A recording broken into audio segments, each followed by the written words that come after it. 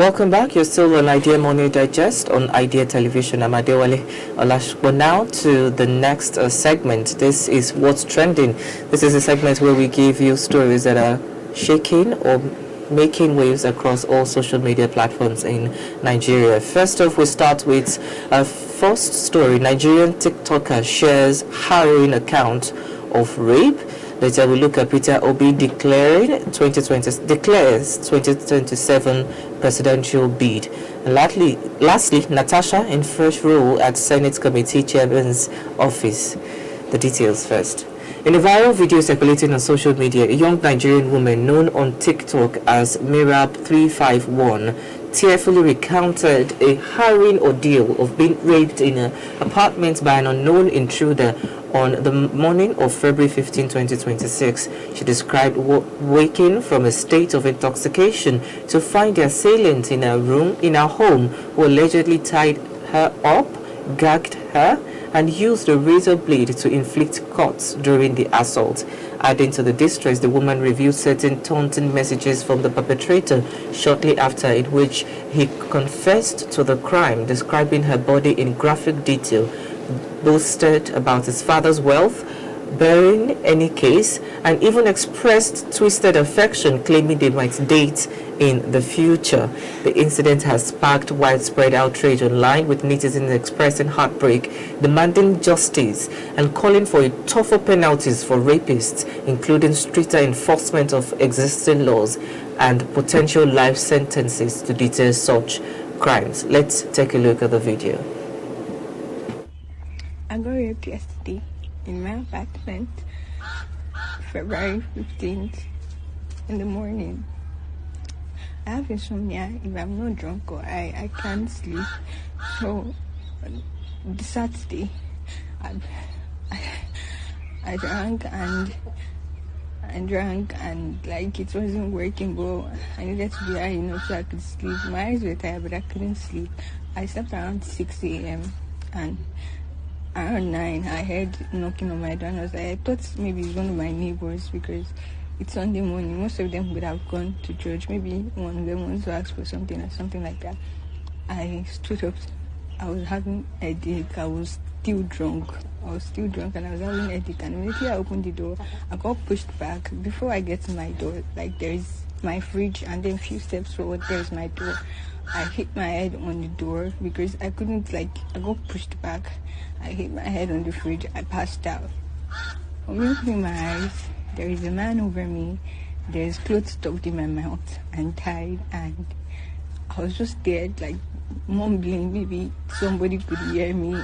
But it's Sunday. Most people would have gone to church. Most of them, because even the neighbors close to me has gone to church, because that's the only people that might faintly hear me mumbling. But when I felt like there's been over 20 minutes and I've just been mumbling and struggling, there's nothing I could do, because I don't even know this person to begin with. I just stayed there. Then later on, I was bleeding, and I don't know why I was bleeding. I thought I got my period, but today the person texted me. It turns out this person inserted a face blade inside my body and cut me so I could bleed. He said he was trying to simulate in being the first person that I could sleep with. He sent me a text. I don't know how to put it up, but I'll post it after this video. I'm so sorry. Well, that was an emotional watch right there. Very emotional.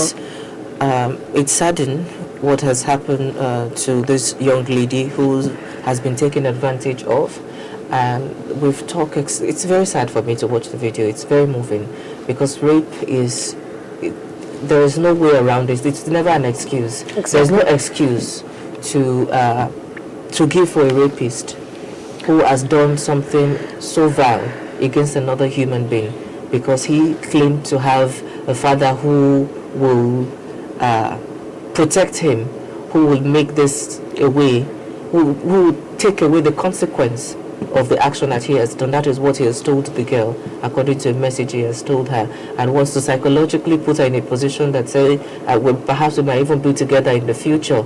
And this shows how emboldened some men have become or I'm trying to hold myself not to use a certain word right now, because this is a nuisance to a society, and I'm charging on the government, both state and local, that this person has to be arrested, this person has to be prosecuted, and this person must pay for the crime that they've committed. Whether or not their father is high up there, Nigerians do not want to know. And another thing that has been raised from people's reaction to this video is the issue of the penalty for Nigerians when it comes to rape. We don't want people to spend few years in prison because they've raped somebody. We want them to spend longer years in prison because they've raped somebody. We want straighter penalties. We want capital punishment for people who rape women in this country, or rape men in this country, who rape minors. Because now you can say it's a young girl, she's enticing. How about older people? How about young children that can't even speak yet? So there's no justification whatsoever for somebody raping another person. So we need to have stricter punishment that would deter other perpetrators like him, who feel emboldened by another person's claimed success on another human being and defiling the person. So I want the government to enact more laws to strictly prohibit and strictly punish people who perpetrate such injustice against another human being. I feel very saddened by the news. I feel very, emotional already, because I'm looking at the psychological aspect of it, how the girl will be able to move on with her life after this thing. The trauma alone is disheartening. Like, how would a human being, and you do this to your own fellow human being without the feeling of how would this person go through life after this event, and you're feeling you're feeling excited by your bad act. It's a devilish act. And I believe it's high time the government start taking this seriously, this issue of rape very seriously, because if one person is used as a scapegoat, others will learn. We don't know what a situation whereby to be put under the person's father or parents are influential. We don't need that. We need these people to be brought to book so that others can learn. Just like trafficking, for instance, if others are being punished severely for it, others will learn.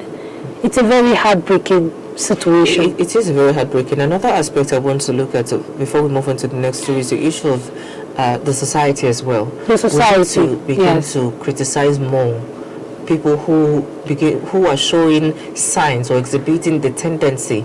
Because there will always be signs when a male child or a person, because I don't want to make it only a man issue. Predominantly it's men that are raping the women. Of course. And there are some men that are being raped as well. Yes. But when you see a child, whether a man or a woman, that is exhibiting this tendency, you cannot be able to caution them with time. You give the room because the person is close to you to develop. And when we see a lot of things are happening within families, in community or spaces where people believe they're supposed to be safe for them, and it happens within those spaces, you see families and community or society want to push it under the rug and say, oh, it's this person is my family member, yes, a family member, or maybe maybe the person rapes you, then you marry the person at the end of the day because you're pregnant. It doesn't make sense. We can't continue to run a society like this. I think we as ordinary people and the society at large have responsibility to people who are full victims of these perpetrators, and that's what we must do. Whether it's your family member, it's not your family member, so long as this happened and you are aware of it, please let the person be brought to book. Let the adequate punishment be given to the person so that others will learn, and our girls can be safe in the future, our boys can be safe in the future, because this is happening to both girls and both boys. So I feel that government should take this very seriously and look into it very seriously.